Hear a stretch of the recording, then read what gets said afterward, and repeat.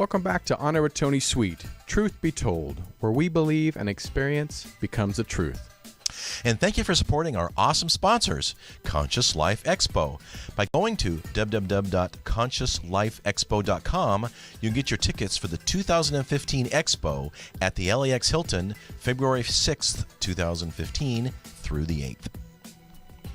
And many of these books by our guests can be purchased at www.adventuresunlimitedpress.com. Take your mind on a vision quest through many life's mysteries with Adventures Unlimited Press. Now, you guys, at the top of the show, we spoke about the Anunnaki with author Marshall Clarefeld. Now, for me, it was a fascinating perspective about the Anunnaki. Absolutely. Who they were and how they still affect modern man and their reason for coming to Earth. All right, so we're going to turn our attentions to Ohio. And I'm sure you're asking why Ohio? Because Ohio is very rich in history and mystery. And the mystery comes in the shape of a serpent that is over 1,300 feet long. And I don't know about you guys, I'm not a fan of snakes and serpents. Nope. All right. So we're not actually talking about a real live snake or a real live serpent, but the Great Serpent Mound. Wow. Still curious? I'm totally curious. All right. Now, the Serpent Mound is located in southern Ohio, and this ancient earthwork depicts the form of an undulating serpent with an oval shape at the head, and it's thought to have been built by prehistoric native tribes. My question is, why would they build such a masterpiece, but you can only see it from the sky? Now I'm so intrigued. We need to hear more. I know. I'm intrigued, too. It reminds me of the Nazca Lines in Peru, right? Oh, yes. So let's let our guest, Douglas Ross Hamilton, go into detail about these mounds. Douglas Ross Hamilton is the author of several books, including The Mystery of the Serpent Mound, A Tradition of Giants, Wonders and Mysteries of the Great Serpent Mound, in his latest book, Star Mounds, Legacy of a Native American Mystery. Douglas also volunteers at the Serpent Mound as an interpreter and tour guide. That's how come we know he's really dedicated. And he's studied the mysteries of the Ohio Valley earthworks for years. Ladies and gentlemen, please welcome researcher and author Douglas Ross Hamilton to On Air with Tony Sweet's Truth Be Told. Yes. Are you there, sir? Yes, sir. I'm here. Can you hear me? Oh, okay? we can hear you great. And I'm here with Eddie Connor and Walt Lusk, my co-hosts. Loud and clear. Yay. Eddie, Walt. All right, so Greetings. we've been traveling the earth with Anunnaki and the heavens and the hinterlands, right? Yes. And now we're ready to talk about serpents, and this is very fascinating because I've mentioned to a lot of people, even here locally, a lot of people don't even know about the Great Serpent Mound in Ohio, and I find that fascinating because this thing has been, around for millenniums. And first of all, we want to find out about you a little bit because, people want to go, who in the hell is this guy talking? So who is Ross Hamilton? Well, I'm a 66-year-old man. I live in Cincinnati, Ohio, with my spouse Leslie, and we. As the fellow said, we volunteer a lot and work at Serpent Mound State Memorial, which is a probably at least 2,500-year-old effigy to a serpent that was thought of by most archaeologists and early settlers originally as something that was left here by Atlantean visitors. Ooh, wow. Hercules. All surrounding the serpent, there are a number of mounds, most of which are burial mounds, but Right. a select, I say 70 or 80 of them were not burial mounds. They were temple structures that were composed of earth and stone, just like Serpent Mound. Now, recently, after the whole area has been picked over for such a long time, recently we've been able to apply new technologies and discovered that magnetic anomalies and electromagnetic anomalies gravitational anomalies have hindered archaeologists and other researchers from discovering that the serpent had a north orientation. So it wasn't until 1987 that the true north orientation was discovered through computer work, and an alignment with the present pole star Draconis was established. And then the proverbial crap hit the fan, and we began to no longer see the serpent as a primitive mud sculpture that was made by a group of people that we don't know that much about because they lived so long ago. But assuming, of course, that they were primitive and didn't have our sophistications, it has been taught to school children for a very long time that the serpent was pretty much a Stone Age relic of a culture that had no knowledge of any real spirituality. So the North Line changed all that for several reasons. First of all, it showed us that the serpent's coils, which go out to the right of the Serpent Mound, of the Serpent Mound's true North Line, all began to line up with very prominent celestial events on the horizon, and did so not only very promisingly, but also very thoroughly, in that you can get all of the major solar alignments, equinoxes, rising and setting points, and solstice rising and setting points. But you can also get an entire array of lunar alignments, plus the bowl that the serpent is holding in its mouth, or some call it the egg, has an alignment that goes right to the apex of the hollow triangular feature at the back of its head from the west, that shows us that they knew and celebrated the solstice setting sun. And it meets the north line, the magnetic north line, the true north line, at a precise 60-degree angle.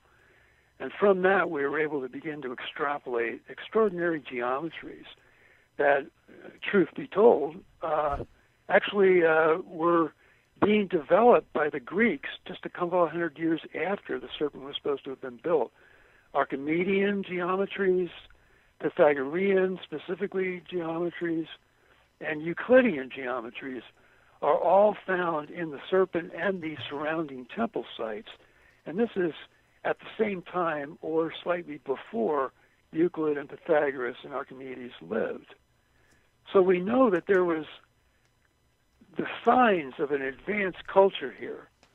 And further investigation has kind of sewn up the probable fact that the serpent not only gives us complete astronomical knowledge, because it also embeds the stars of the constellation Draconis precisely along the margins of its 1,300 feet plus. But also, when you apply it to certain specific classical geometric forms, like the Vesica Pisces, the Pythagorean theorem, the great solar hexagon, or the flower of life, as it's called today in common parlance, the true circle, the cube, and other three-dimensional things, we discovered that it serves as a template that describes and explains the spiritual meaning and the practical meaning of these geometric forms, some of which have been touted by masters of geometry and mathematics for many centuries as being enigmatic and permanent riddles. Like, for example, the Pythagorean theorem is explained by the serpent when you lay it into the theorem with the small square to the left and the medium square to the right, and then the large square to the base. You'd have to Google Pythagorean theorem to get an image of it, but what it does is it explains how the serpent was able to coordinate a squared plus b squared to equal c squared. Now, we don't have time to go into this, but I teach class to that effect. Wow. Now, Yeah. And the knowledge possessed in the Pythagorean theorem with the serpent laid over it also gives us an exceptional look into the mysteries of alchemy, because the upper left square was symbolic of the element of sulfur, the upper right that of mercury. And when you combine sulfur and mercury together, after you've augmented the sulfur and changed it in a certain way, the two of them combined produce what's called divine cinnabar, or, as is more commonly appreciated, the philosopher's stone. Now, the formula for the creation of the philosopher's stone was believed by the Pythagorean school to have been revealed when the Pythagorean theorem is mated with its enigmatic and inscrutable template. Mm-hmm. But that's just one of them. And if you place it into the tree of the flower of life, which Druvalo reintroduced, it sits precisely and kind of weaves in and out of the 37 points internal to the flower of life, and the 24 points on the outside seem to resonate with those 37 internal points to give us a sort of numerology that corresponds to many of the visionary phrasings in the Revelation to John. And that's all part of the books. And I go into great detail on these. But again, the geometry is only one aspect of what the serpent is speaking to us about. And so the astronomy, the stars, the sun and the moon are all there as though the serpent were made to collect all the light of the stars and the sun and the moon, because all the rays of these heavenly bodies intersect with the serpent, along with the magnetic body of the earth being aligned to the magnetic poles the way it is. And so we can truly say that the serpent was an advanced piece of astral architecture that may have held the secret of a sort of universal figure that was enabling the ancients to not just prophesy, that would be a term we would apply to it today out of a mystical sense that we still seem to possess from ancient Greece, but also to elucidate the mysteries of life itself. Because what we found recently is that, and I showed this on the Ancient Aliens program, they were kind enough to do some illustrations for me, I saw it. It was great. Yeah. Some cartoons, I guess you would say. Animation. Animations, yeah. How the serpent may have been used to collect the naturally occurring, internally generated energy of the earth. As lightning tends to strike at high places, or places where the earth spirit tends to accumulate. That's why before lightning strikes, you get like your hair will stand on end, and you get their hairs on your arms will stand on end. You get this feeling of silence, and all of a sudden, whammo, the lightning will strike like 50 feet away from you on the top of the tree. Well, that's what they counted on. And they created these effigies, what the Cherokee called them were manitous. And that's part of the Iroquoian post-Algonquin legacy. And a manitou literally means a sort of a spiritual creature. And the technology that these people possessed, and this is the same time as the Anunnaki were purportedly working on the other side of the earth. They possessed a technology that allowed them literally to distill the negative, abundant electrons of the atmosphere in the form of lightning down to be captured, like lightning in a jar. You ever heard that term? Yeah. Yes. Be captured in the head of the serpent and sort of used right away to bless their sacred water and to power a jewel that they called the Ulanya Suti. The Cherokee gave us that term too. You can find that in Mooney, who worked for the Smithsonian in the late 19th century, in his Tales of the Cherokee, or just the Cherokee, I believe his book is. But this medicine was manufactured copiously, and we think they not only used it to extend their life expectancy, but also to sort of propagate a communion with the spirit of nature that extended itself to that of the Creator, to the point where when we discovered that the serpent aligned to Draconis in such a way that it gave it a date of 5,000 years ago, which is the end of the garden, then I began to realize, oh, that was the time Mesopotamia began to, really become initiated properly. And so we're looking at a culture that may have been working for 2,000 years before it shut itself down 5,000 years ago. So we're talking about a phenomenon that covered the eastern half of the United States.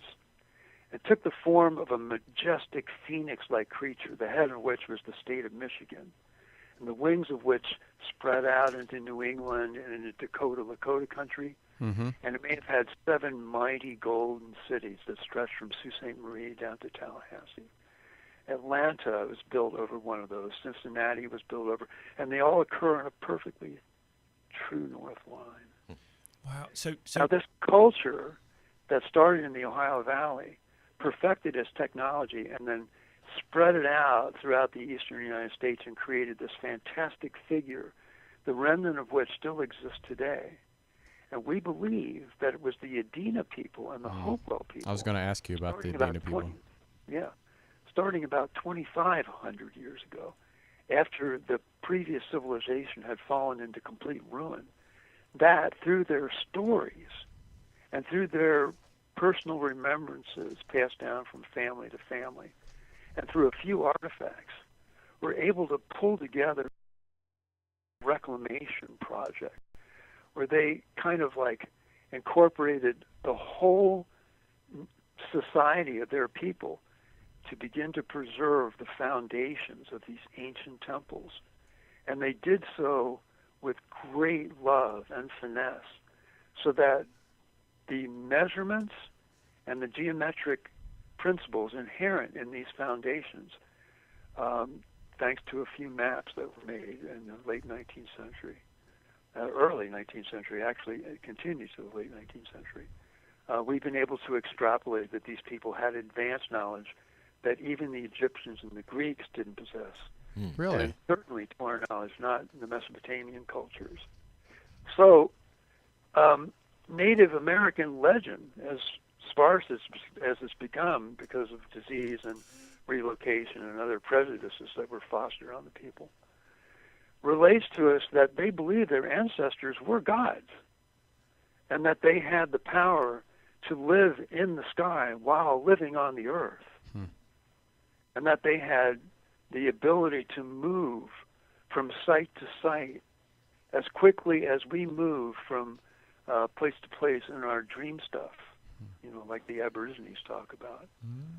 And they created this stuff that they called mana, and it got degenerated into the term medicine and became synonymous with love for the living native people.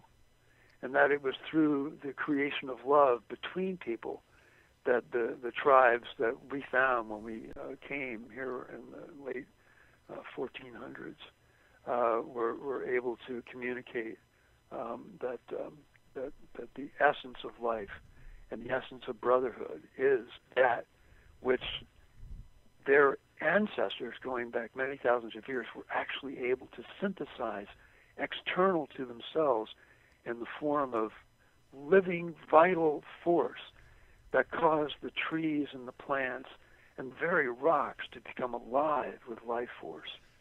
And so their science was that of the creation of the Manitous.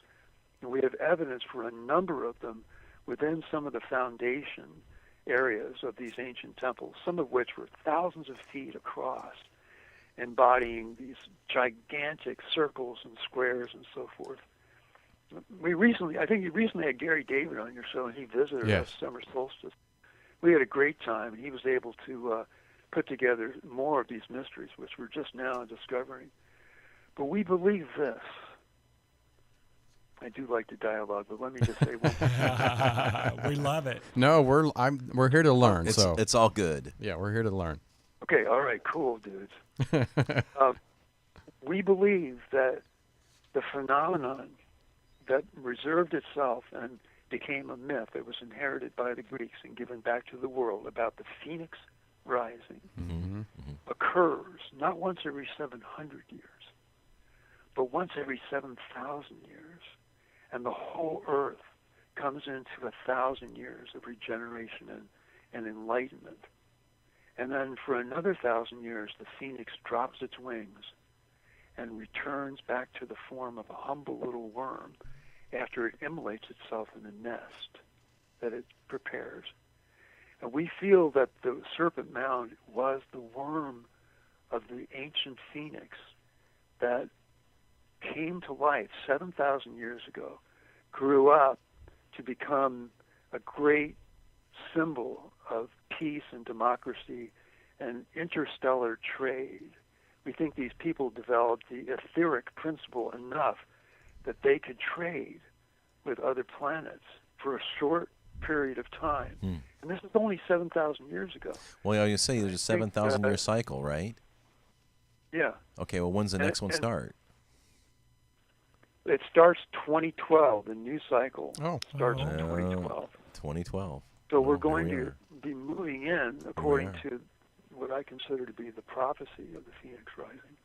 We're going to be moving into 1,000 years of prosperity right now, while we will see the return of the gods, and also the greatest of all the gods, the one who came and incarnated, the great messianic personages, that came and incarnated to keep mankind in hope and peace. They'll all be coming back in their forms.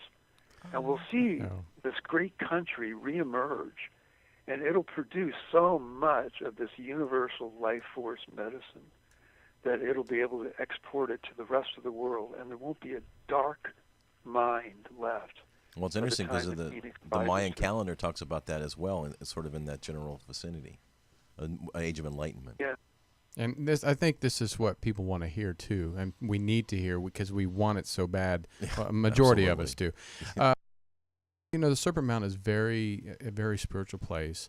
There was tens of thousands of burial grounds around that. But I want to know, on a personal note, what was it first like to drive up the first time you ever saw the Serpent Mound? What did you feel? What did you see? What did you have any visions? Your reactions. Yeah, your reactions to what it was like to pull up for the first time. Great question. Well, it was actually the first few times it got more intense because you can't go the one trip there. I'm telling you guys, you guys have got your third eye open. If your pineals work even a little bit, and you're sensitive enough that you can feel what other people are feeling, and you can hear other people's thoughts from time to time, you will be blown away by the serpent. What I got was this: stay away, this is holy ground, you have no business here. And it wasn't angry native people saying it. It was like the Great Spirit was saying that. And then if you accepted that, it would come to you and say, no, this is your place. I was just testing you.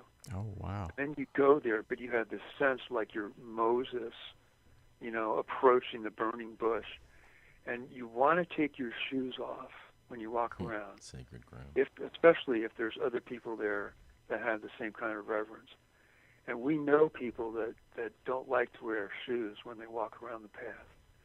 And there's something really awesome about walking around the serpent. Some say that there's a physical phenomenon of fault lines that causes this to happen, and that the electrical energies become so polarized that, what happens when a magnet breaks itself and you can't put it back together because it reestablishes its spirit and polarizes itself so that you can't put it back together without it falling apart.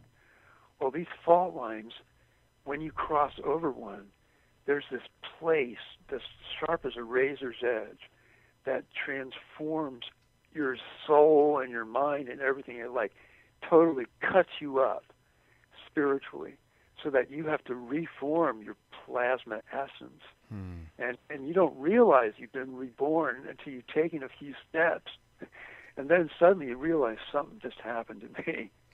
And they used to have benches around the serpent for people to sit down on, like going to revival, where you know you Right, receive yeah. the Holy Spirit, and you have to be caught by somebody. All right. Well, there's people that go out there that need to sit down after this happens to them.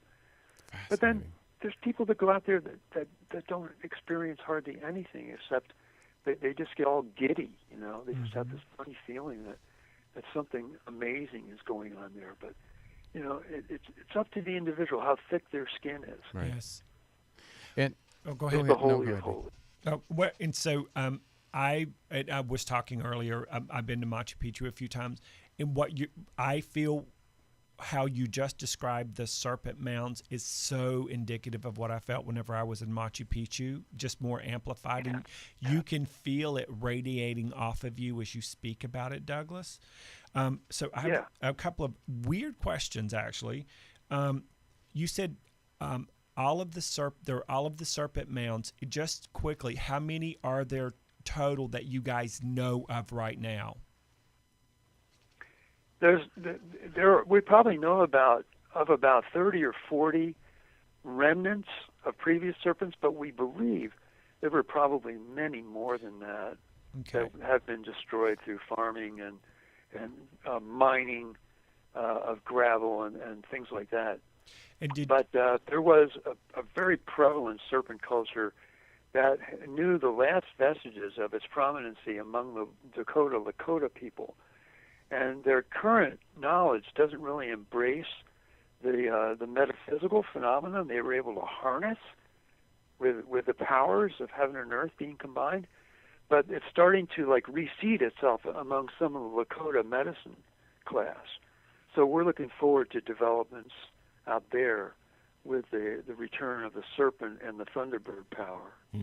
And you know the legend of the serpent and the thunderbird was that the serpent was, the thing that drew together the power of the earth, and the thunderbird would come to deliver its charge upon the serpent. So we hear from Algonquin legend that the great thunderbirds who brought the life-giving rains were always in the hunt for the serpent. And we know now it was part of their spiritual science where they create these massive serpent manitous and then evoke these divine thunderbird spirits from, the astral plane into our world. These people actually saw these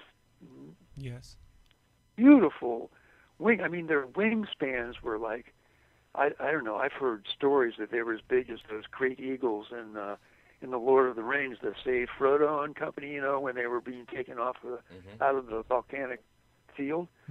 Those were the size of them, and that they were living creatures that withdrew back into the etheric world when we lost the ability to maintain those sites, those places where the medicines were made. Well, and believe? Oh, yeah, go ahead. I was going to ask you. I think I heard this properly. The Serpent Mounds, some of them were actually burial mounds, and some of them were not. To our knowledge, none of them were burial mounds. None of the Manitou mounds were burial mounds. Okay. The people that resurrected the mounds, the people that refurbished the foundations, and this is my opinion. It's not hard archaeological opinion yet because it takes time for these things to really sink in. But those people, they didn't bury their dead in the Manitous that they were recreating. Those were ceremonial sites, and nobody was to be, I guess it was kind of a blasphemy to them. So they created special earthworks. Most of them were round and conical in nature, and they would just stuff a lot of bodies in there. But oftentimes you would find those burial mounds near these temple sites that they had refurbished. Remind you, all of them are made in earth, though. So the early pioneers, who were kind of thick, just saw them all as places to plunder for treasure and to plow down to plant more corn. It's a shame. It is a shame. It's fascinating, first and foremost. So how long, was it a year each, 6 months each, or can you tell this yet? How when that, let's say they finished one serpent mound, did they start right on another one? And was it in harmony with what you're talking about with the cosmos and the astrology aspect? The astronomy aspect of it as well? That's a good question. We found evidence for other types of manitous, not just serpent manitous, but like, for example, eagle manitous. There's a number of them. Bear manitous. Wow. Creatures of power. Big, giant bear head manitous. Manitous of creatures celebrating water. Yeah. Oh my Manitous God. of creatures celebrating the air, and the earth. But I think the serpent mound is the only one that we've ever been able to really document that has so much going on. Yeah. It's like the universal logos. Do you know the term logos? Yeah, I've heard the It term. means it's like the reverberating principle of the universe. It's like string theory kind of bases this theory in the antique logos theory. Logos is the word of the Creator. It's the vibratory wand by which the universe was created. The atoms were kind of shuttled or sort of vibrated into existence. And the Egyptians called it the Great Serpent because they believed the serpent was the first creature that was made by the invisible one God. And with that wand, that tool, the entire universe, or the basis of the universe, the proton, with all its subparticles, was made. And then multiplication ensued from the mouth of the serpent. And not only did the basic proton emit from the logos, or the mouth of the serpent, which is really just a form that's been given to something that's formless in a manner of speaking, but also the souls of things. The life force principle itself was regurgitated from the belly of the serpent. And so we believe the serpent was held in the highest veneration by these people, but that when the phoenix closed down and returned to the form of the worm, of the serpent, Tolkien likes to call the worm, the serpent a worm, or dragons a worm, the people's mental outlook began to deteriorate in a way that once the medicine is taken away from people, they could no longer sponsor their internal mechanisms to regenerate in the same way as what the plants and the trees that were being nurtured by this life force essence, which permeated throughout the land too, could sustain. So we see a gradual deterioration in the memory, the physicality, and the spirituality, as well as the intellectual capacities of the human race, starting about 6,000 years ago. Well, and that's why history seems to have begun, especially Western history, about 5,000 to 6,000 years ago. Mm-hmm. Around the same time as the people over Mesopotamia worshiping the Anunnaki. The Anunnaki were just one race that visited us. That's right. In those days. Right. There were probably hundreds of different peoples that came and traded with us. Now, the Anunnaki may have traded for gold, but I seriously doubt that they were enslaving people. That's just my opinion. But, when these myths get passed down, it's like whisper down the lane. They tend to deteriorate with each generation. Right. Something is forgotten. And so we're left with Eden and how the serpent was being punished by God. No, that wasn't the way it was. We've just forgotten the way it was. And when this system comes back to us, we'll have the etheric principle restored to the very air we breathe, and we'll be able to identify the so-called UFOs we see on the margins of our vision circulating throughout the skies around the world as really kind of cargo craft and pleasure craft of people who live in the etheric plane of this planet. We don't live there. We're in an intentionally etherically deprived zone, which, because of somebody's love for drama, is a very desirable place to live just before the phoenix rises again, and sort of merges back into the etheric body of the planet and the astral plane. So it's kind of like a theater in a way. Yeah, well, and metaphysicians believe that Earth is a school, is a planet that we think of as a school to come to learn how to deliberately create, how to hold a pure frequency without flubbing it up, and that sort of thing. And yes. And I do believe that too, just based on all of the years that I've done what I've done as a soul intuitive. This is going to sound like an off-the-subject question, but I don't feel that it is. Do some people believe in fairies? And by fairies, I mean plant spirits, nature spirits, that sort of thing, little beams of light that you will see, like the little angels of blades of grass and flowers and plants in the water and that sort of thing. Around the Serpent Mounds, has anybody ever spoke about that kind of little energy, those types of energies around the nature kingdom connected to the Serpent Mounds, Douglas? Yeah, you can call me Ross. I go by my middle name. Oh, awesome. Thanks, Ross. Yeah, that's cool. We have clubs of people that believe in fairies that congregate at Serpent Mound because there you go. People with second sight can see them readily. I've had people report to me they've seen all kinds of incredible phenomena if they just learn to sit very still. Yes. On the grass near the serpent.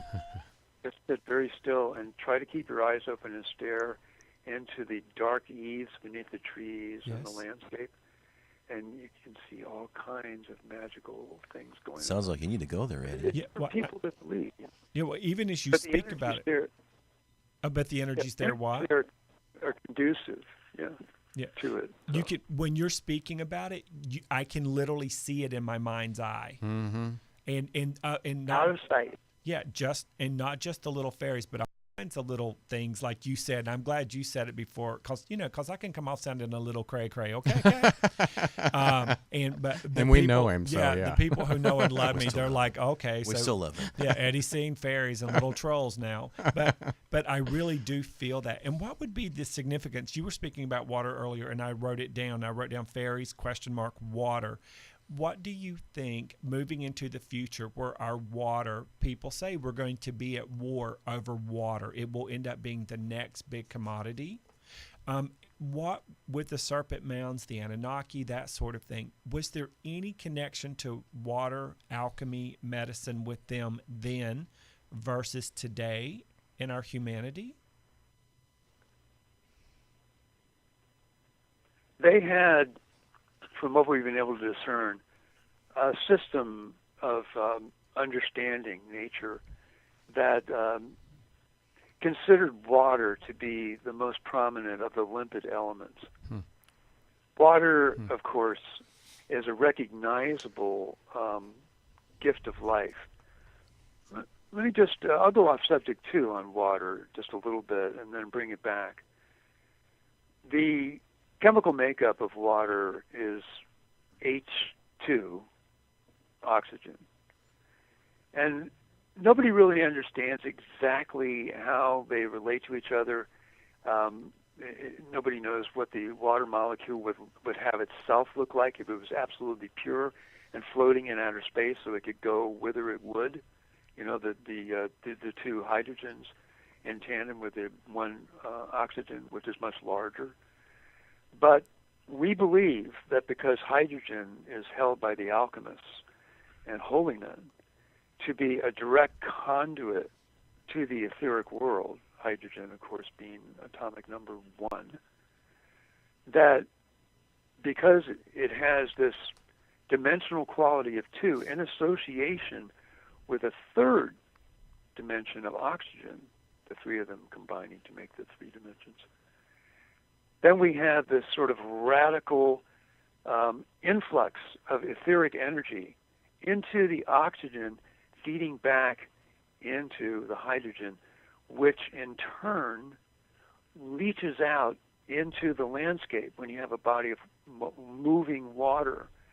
Now, I'm going to take it one step further, because if water is absolutely stagnant, it doesn't really put out a lot of etheric energy. Right. All you have to do is circulate it. And rain really circulates it. It tends to pick up a lot of etheric energy. So rainfall and moving water across and beneath the landscape tends to bring life directly out of the etheric principle and move it directly into the mud and the stones and the land. And that's why things grow better around streams. We think, that's silly. It's because there's water there. Duh, yeah, because the water's connected to the spirit. That's why the Creator made water. It's one of the most clever designs and so simplistic. Well, also the water's kind of circulating, so it's energized of sorts, right? In a stream. What, the giant? No, the water. If the water's in a stream and it's kind of circulating, then it's being more, it's being aerated and it's being more energized. So therefore, that might absolutely. Yeah. And a whirlpool there you go. really kind of seals the deal on the technology of water.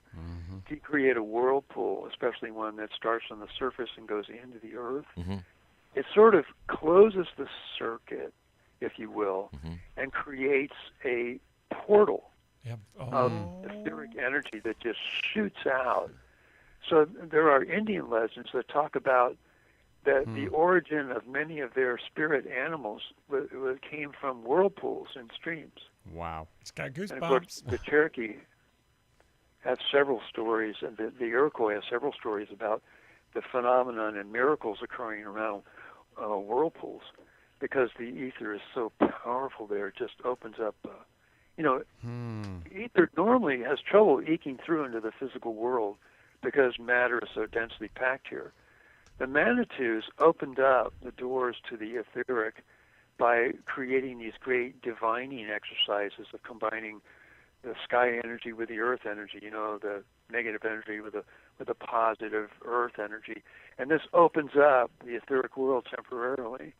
And when you keep them going all the time, you actually call the clouds to the place. Like the Great Pyramid is supposed to have been able to call the clouds and create rain and life force everywhere to the desert. Well, the same way with the Serpent Mound, we believe that one time it called the clouds so effectively that we have this legend that was passed down to us from the Lakota traditions that says, in the days when the thunderbirds were living on the earth in the form of giants, the rains came without the sound of thunder or lightning, but that when the giants resumed their form as thunderbirds and lived in the sky, the rains returned, and men feared the lightnings because it was a return of the time of darkness to mankind. That is so fascinating. Wow. I mean, just to wow. Yeah, because us normal folk, we don't get to listen to this stuff. Right? That's why I'm glad you're here, because this is interesting stuff, and I hope the people out that are tuning in, you're listening to Ross Hamilton. He is an expert on the Great Serpent Mound in Ohio. Outside of Cincinnati. And make sure you go pick up one of his books called Star Mounds, Legacy of Native American Mystery. And so fascinating. And another question I have for you, that we talked about energy earlier, and the masterwork on earth energy. I don't know if Eddie and Walt, that you read about this, but the Serpent Mound is pretty much right in the center of a meteor crater. Oh, yeah, I did know about the meteor crater. So could you talk about that a little bit, Ross? Because does that significance that the Serpent Mound is actually almost in the center of this meteor crater? Because this is a worldly event that happened millions of years ago, and I think that has some significance, or maybe I'm wrong. Well, no. At first, science didn't even know. I mean, just 10 years ago, maybe 15 years ago, it wasn't known for sure that it was a meteor crater. We thought it might have been some subterranean eruption that occurred. But because there is a powerful magnetic anomaly that's miles below the surface. Right. But oddly enough, a massive meteor strike did occur there. I mean, we're talking a piece of iron that probably was as big as, like, I want to say a Mack truck, just something huge. and the response that it had was to rupture the Earth and create a crater that originally may have been 10 miles across. Wow. It's now been reduced about 3-4 miles across. And it ruptured, turned the rock to liquid for miles below the surface. And then it reformed itself and created this kind of splashing effect, like when you drop a drop of milk on a cup of milk. It creates this like crown that comes back in slow photography. Well, Right. It was like that. It liquefied everything and then came back, and so there was an uplift of rock, and then everything kind of cooled off, and that was a long time ago. We're talking like Permian period or something, and then life began to settle in, and what happened was, from the time that happened to the present day, there's been a leak from the mantle of the Earth and a strange magnetic anomaly that the explosion seemed to have connected with deep down that endows the Serpent Mound meteor crater with an uncanny amount of lightning calling, weather anomaly producing energy that can, in layman terms, be described as an extensive positive charge, a charge that has so much magnetic energy, but just enough electrons in it that it holds the magnetic flux and is able to pull it off the magnetic field of the Earth instead of having it maintain rotating with the magnetic field of the Earth. It literally pulls it off like it would pull cotton candy off, and that rises up, held together by a weak electrical charge, and then the weather that's heading that direction all seems to want to join with it. So all the clouds just lose their electrical matrix, and so you have this phenomenon of water vapor falling down to the land, and odd weather that seems to end right at the edge of the meteor crater, and you can approach the surface, and by the time it gets there, it's all gone. Or if it does get that far, the Serpent Mound crater sucks all the energy out of it. It's just amazing.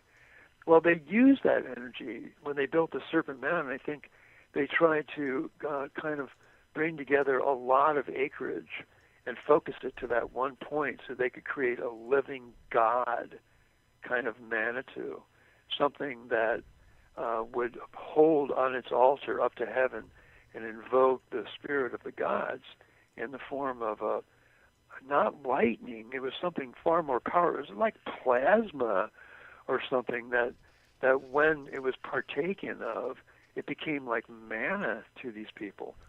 And that's why it said, even by the Sioux, my mentor was Vine Deloria, he said that his elders taught him that their people lived to be 200 to 300 years old in their memory. Really? Because they still held the knowledge of how to produce good medicines right up until, like just a few thousand years ago. But by the time the white man came, the life expectancy of native people was a little bit better than white people, but pretty much on the same keel, because we have all, planet-wise, seem to have deteriorated spiritually and intellectually. But unfortunately, the white race, the European races, developed gunpowder and the forge in advance of the native people here, and were able to pretty much defeat them militarily and through diseases, because basically the native people here hadn't had to deal with the same kind of immune system traumas that the European races had, and they weren't prepared. So their memories were then completely lost as they lost track of their own people being separated by the whites. And so we don't have the stories of the gods that the native people kept scrupulously. We only have the Mesopotamian and the Greek and the Norse renditions the advanced spiritual beings that they had memory of 6,000-7,000 years ago. Oh, we've lost everything. We've forgotten so much. But as the phoenix rises, I think we're going to be coming into our own. And I've had a lot of interesting enlightenments doing the research. And Ross, we literally have about 4 or 5 minutes left, but very quickly, isn't it interesting that the white race has lost contact with all of this core essence frequency that you're talking about, and passing down of the stories and the connecting with non-physical and physical and the gods, as it were, but they hold on so tightly to sometimes negative aspects of the Bible. Everything but. Yeah, they hold on to the certain aspects of the Bible, and they hold it in a linear thinking way. That's just me personally. I'm just babbling off like a crazy person. No, it's true. I think it's true. So let us. You're right on. Yeah, it's true. Dead on the money. Yeah, and so and it's the money that does it. Yeah. It's we can see the whole problem inherent in our banking system, our current banking system. Yes. How this usury hasn't made slaves of most of the world's people, and that it's only if we can stop this marginal profit taking of the banks, where they loan us money, but they never had it to begin with. They just tell us they do. Yes. But we pay them back with our labor and our sweat and our hard work. And we do. And Wall Street and Washington are more connected than anybody wants to admit. Mm-hmm. Oh yeah. Mm-hmm. Well, and so how? Yeah, go ahead. And Ross, how can Tony's listeners get in touch with you? Your website and different ways to get in touch with you on social networks?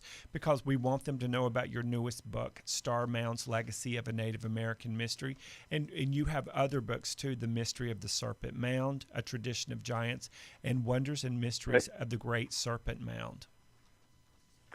Well, Wonders and Mysteries you can get through the Serpent Mound Museum store, along with all my other books. But for a couple of my titles are available on Amazon.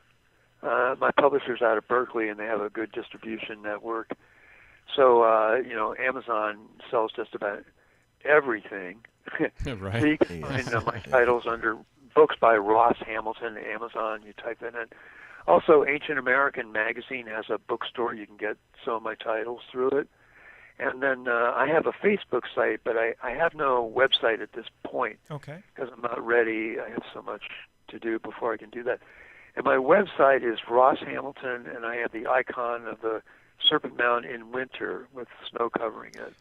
Oh. So I accept anybody, virtually, practically anybody. I like how he correct you. I know. Well, before if I find out you're a prostitute, I'll say no. Go away. Not a high class one either. Even if you're a high class, and I'm an escort. Yeah, right. All right. So the last question is, we always end up trying to tie something into UFO, alien, or extraterrestrial. When you talk about UFOs, you talk about hot spots. Is the Serpent Mound, is that area known for a hot spot with UFOs? And the crater. Yeah, I'll put it this way. For some reason that nobody really understands, Wright Pat, who is believed to hold the remains of the crashed vehicle from out in New Mexico. I guess it was Nevada back in the late 40s, that famous crash. Roswell. And the one that supposedly has done a lot of the testing for the stealth, which has the technology for the Philadelphia experiment, to do it. They rule the whole corridor of space in that area. Oh my God! Really? Commercial flights, unless it's just a quickie. When the Serpent Mound crop circle appeared, they were down there with Harrier jets, taking pictures, hovering over the field, and they sent in agents wearing entirely black, and they were crawling around the soybean field, taking samples. They were there, Johnny, on the spot. They didn't even ask permission from the landowner. Mm-hmm. Wow. They just took off.